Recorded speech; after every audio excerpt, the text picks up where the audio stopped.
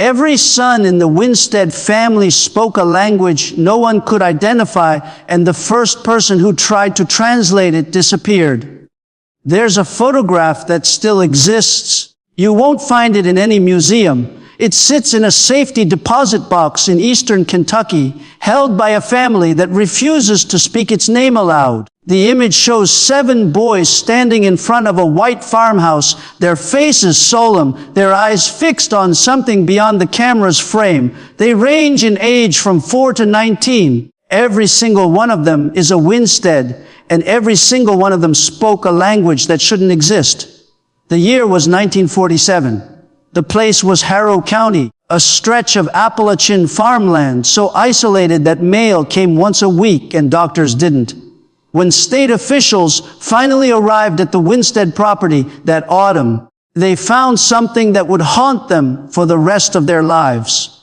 Not evidence of abuse, not signs of neglect, but 7 brothers who communicated in a tongue that had no root in English, no connection to any known language on earth, and no explanation that anyone could provide.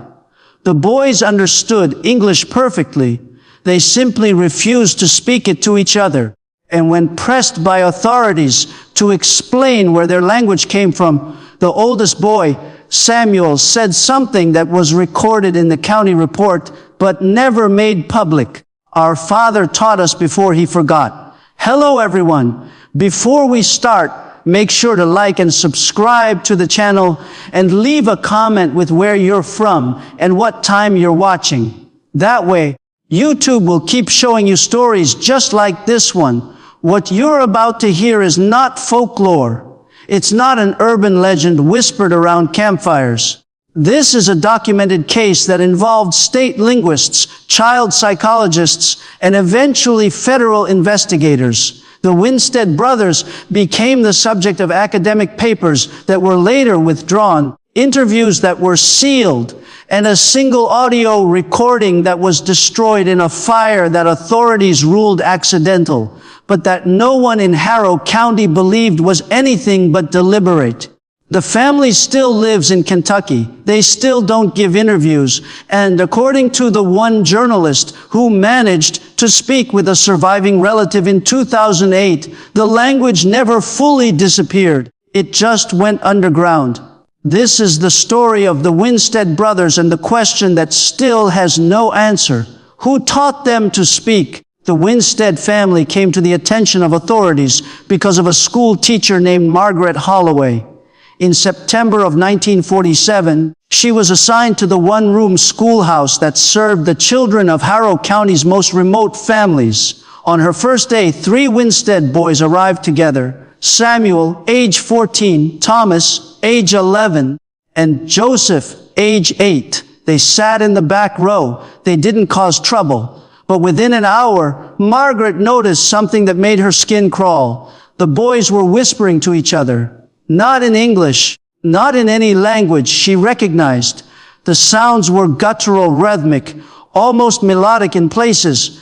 Consonants that clicked at the back of the throat. Vowels that bent in ways that didn't match the Appalachian drawl every other child in that room carried like a birthright. She approached them during recess, asked them what language they were speaking. Samuel looked at her with an expression she would later describe as pity. He said in perfect English, "It's ours, ma'am, just ours." Margaret let it go. For 3 days she let it go, but the whispering didn't stop.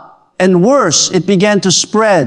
By the end of the first week, she noticed 2 younger Winstead boys, ages 6 and 4, sitting outside the schoolhouse during lunch, speaking the same impossible language. They had never attended school before. They weren't old enough, but somehow they had come with their brothers that day, and no one had questioned it. When Margaret asked the older boys why their younger siblings were there, Thomas answered flatly. They wanted to listen. She reported it to the county superintendent on a Friday afternoon. Told him she believed the Winstead boys were speaking some kind of invented dialect, possibly as a form of rebellion or isolation.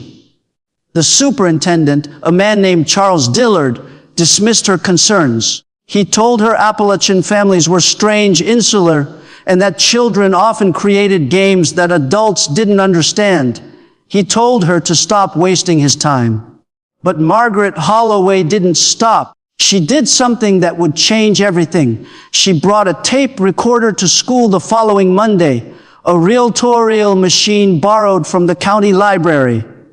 And during recess, while the Winstead boys sat beneath an oak tree, speaking to each other in low, careful tones, she recorded them. That recording was played for Charles Dillard 3 days later. He listened in silence. Then he called the state police, not because he thought the boys were in danger, but because he didn't recognize a single word they said, and neither did anyone else. Within 2 weeks, the Winstead farm was swarming with officials, not in a violent way, not like a raid. It was quiet, methodical, the kind of intrusion that happens when the state realizes it has no idea what it's looking at. A social worker named Patricia Vance arrived first, accompanied by a county deputy and a linguist from the University of Kentucky named Dr. Leon Marsh. They drove up the long dirt path to the Winstead property on a gray October morning. And what they found was a family that had been expecting them. The father, Clarence Winstead, met them at the door. He was 46 years old, rail thin, with hands that trembled when he shook Dr. Marsh's hand. His wife, Nora, stood behind him, silent, her face drained of color. Inside the house were the 7 boys. All of them present, all of them seated in the front room as if they'd been arranged for a photograph. The youngest, a boy named Daniel, age 4, sat on the floor at his mother's feet. He didn't look up when the officials entered. None of them did. Patricia Vance would later write in her report that the boys seemed preternaturally calm, as though they had rehearsed this moment many times before. Dr. Marsh asked Clarence directly, what language were his sons speaking? Clarence said he didn't know. Darker. Marsh asked if the boys had been taught a foreign language by a relative, a hired hand, a traveling preacher. Clarence said no. Dr. Marsh asked if the family had any European ancestry, any connection to immigrant communities, anything that might explain a linguistic anomaly of this scale. Clarence Winstead looked at him and said, we've been in Kentucky since 1792. We don't know anything but English. Then Dr. Marsh did something unusual. He turned to Samuel, the oldest boy, and asked him in front of his parents to speak the language. Samuel didn't hesitate. He stood, looked directly at the linguist, and spoke for 30 seconds in a fluid, unbroken stream of sounds that Doc Marsh would later describe as structurally consistent, phonetically complex, and utterly unrecognizable. When Samuel finished, Dr. Marsh asked him what he had just said. Samuel translated without emotion. I told you that you won't understand it because it isn't yours to understand. The room went silent. Patricia Vance glanced at the other boys. Not one of them reacted. Not one of them smiled or fidgeted or looked surprised. They simply sat there watching. Dr. Marsh asked Samuel where he learned the language. Samuel said, our father taught us. Clarence Winstead's face went white. He stood abruptly and said, I never taught them a damn thing. Dr. Marsh turned back to Samuel and asked, then who did? And Samuel Winstead, 14 years old, looked at his father with something close to sadness and said, you did before you forgot. Clarence Winstead was questioned alone 3 days later. He sat in a windowless room at the county administrative building, a cup of cold coffee in front of him, his hands folded on the table. Patricia Vance and Dr. Marsh were present. A stenographer recorded every word. What Clarence said during that interview was sealed for 60 years. It was finally released in 2007 under a Freedom of Information Act request filed by a graduate student researching linguistic isolation in Appalachia. The transcript is 11 pages long. Most of it is Clarence repeating the same thing. He didn't teach his sons anything. He didn't know where the language came from. He didn't understand why they spoke it. But on page 8, something shifts. Dr. Marsh asked Clarence if he had ever heard the language before his sons began speaking it. Clarence hesitated. Then he said yes. He said he remembered hearing it once a long time ago when he was a boy. He couldn't have been more than 7 or 8 years old. His own father, a man named Eli Winstead, had been sick with fever, delirious, lying in bed and muttering to himself in the dark. Clarence said he stood outside his father's bedroom door and listened. The sounds coming from that room weren't English. They weren't anything he recognized. And when his father recovered a week later, Clarence asked him what he'd been saying. Eli looked at his son and told him he didn't remember, told him it was just fever talk, told him to never bring it up again. Clarence said he forgot about it or tried to. But years later, when his own sons were born, something started happening. He said he would wake in the middle of the night and hear himself whispering, not in English, in something else. He said it felt like remembering a song he'd never learned. He said it terrified him, so he stopped, forced himself to stop. He never spoke those sounds aloud again. But his sons, he said, must have heard him. They must have learned it before he buried it. Dr. Marsh asked him if he could still speak the language. Clarence said no. He said it was gone, locked away. Dr. Marsh asked him if he wanted to remember, and Clarence Winstead, 46 years old, father of 7, looked at the linguist with tears in his eyes and said, God, no, I don't ever want to remember. The interview ended shortly after. Clarence was released. No charges were filed. No further action was taken against the family. But Dr. Marsh didn't stop. He spent the next 6 months studying the Winstead boys. He recorded over 40 hours of their speech. He analyzed syntax, phonetics, grammar. He consulted with colleagues at Harvard, Princeton, and the Sorbonne. And every single one of them came to the same conclusion. The language was real. It had structure. It had rules. It wasn't random. It wasn't invented by children playing a game. It was old, and no one knew where it came from. Dr. Leon Marsh kept meticulous notes. His archive, now housed at the University of Cookie's Special Collections Library, contains transcripts, audio logs, and handwritten observations spanning from October 1947 to April 1948. What he documented during those months has never been fully explained. The language the Winstead boys spoke wasn't just consistent. It was evolving. Between the first recording in October and the last in April, Dr. Marsh noted over 300 new words, 14 grammatical shifts, and the emergence of what he called ritual phrases that the boys used only in specific contexts. When he asked Samuel what these phrases meant, the boy said they were for remembering. When Dr. Marsh asked what they were supposed to remember, Samuel wouldn't answer. But the most disturbing discovery came in January of 1948. Dr. Marsh was reviewing recordings from separate interviews he'd conducted with each brother individually. He'd asked them all the same question. Describe your earliest memory. All 7 boys answered in the language. And when Dr. Marsh had their responses translated by Samuel weeks later, he realized something that made him stop sleeping well. Every single boy described the same memory. Not similar memories, the exact same one. They spoke of standing in a forest at night, of hearing a voice calling to them from the trees, of following that voice until they reached a clearing where their father stood, younger than they'd ever seen him, speaking words they didn't yet understand, but knew they had to learn. Samuel said the memory felt more real than anything that had happened since. Thomas said he saw it every time he closed his eyes. Joseph, the 8-year-old, said it wasn't a memory at all. He said it was still happening. Dr. Marsh brought this to the attention of the state psychologist assigned to the case, a woman named Dr. Eleanor Finch. She interviewed the boys herself separately on different days without telling them what she was looking for. And they all told her the same thing, the same forest, the same voice, the same impossible memory of a father who looked 30 years younger, teaching them a language that shouldn't exist.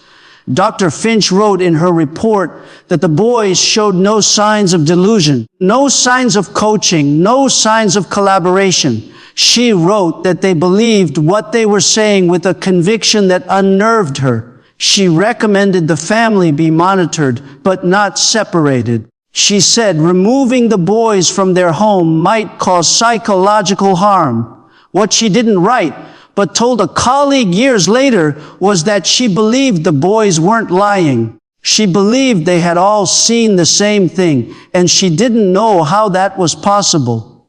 If you're still watching, you're already braver than most. Tell us in the comments, what would you have done if this was your bloodline? By March of 1948, Dr. Marsh had compiled enough data to publish a paper. He titled it, A Case Study in Isolated Linguistic Development. He submitted it to 3 academic journals. All 3 accepted it, but before it could be printed, he received a visit from 2 men in dark suits who identified themselves as federal investigators. They didn't say which agency they were from. They told Dr. Marsh's research was being classified for reasons of national security. They confiscated his recordings. They took his notes. They told him he was never to speak publicly about the Winstead family again.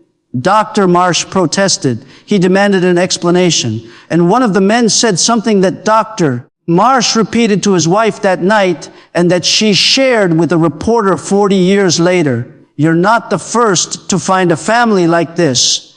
And every time we do, the same thing happens. The father doesn't remember. The sons do, and we still don't know why. On the night of May 14th, 1948, a fire broke out in the basement of the Harrow County Administrative Building. It started just after midnight. By the time the volunteer fire department arrived, the entire lower level was engulfed. No one was hurt. The building was empty, but everything stored in that basement was destroyed. That included all physical records related to the Winstead case, the original tape recording made by Margaret Holley, the transcripts of Clarence Winstead's interview, the psychological evaluations, the copies of Dr. Marsh's confiscated notes that had been held by the county. All of it turned to ash. The fire marshal ruled it an electrical fault, a frayed wire in the old building's wiring system, but there were problems with that explanation. The building had been inspected just 2 months prior and passed with no issues. The fire started in a specific section of the basement where the Winstead files were stored, not near any electrical panels. And 3 days before the fire, a county clerk named Thomas Ritter told his wife he'd been asked by 2 men in suits to show them where certain files were kept. He described the men as polite but cold. He said they didn't give names. He said they spent 20 minutes looking at boxes in the basement and then left without taking anything. Thomas Ritter died of a heart attack in 1953. He was 34 years old. Margaret Holloway, the school teacher who started it all, left Harrow County in June of 1948. She took a position in Ohio and never returned.